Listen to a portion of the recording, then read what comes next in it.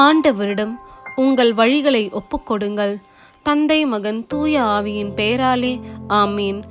உங்கள் இதயத்தில் இருத்தி தியானிக்க உங்களுக்கான இன்றைய வசனம் யோவான் அதிகாரம் 8 இறைவசனம் 31. இயேசு தம்மை நம்பிய யூதர்களை நோக்கி, என் வார்த்தைகளை நீங்கள் தொடர்ந்து கடைபிடித்து வந்தால் உண்மையில் என் சீடர்களாய் இருப்பீர்கள் என்றார். ஜெபம். வார்த்தை மறு உருவான அன்பு நேசரே, உம்மை ஆராதித்து வணங்குகின்றோம். மீண்டும் ஒரு புதிய நாளை நாங்கள் காண நீர் சித்தமாயிருக்கின்றீர். அதற்காக உமக்கு நன்றி கூறுகின்றோம். அப்பா, உம் வார்த்தைகளை தொடர்ந்து கடைபிடித்து சீடர்களாய் வாழ எங்களுக்கு வரம் தாரும். ஆமீன்.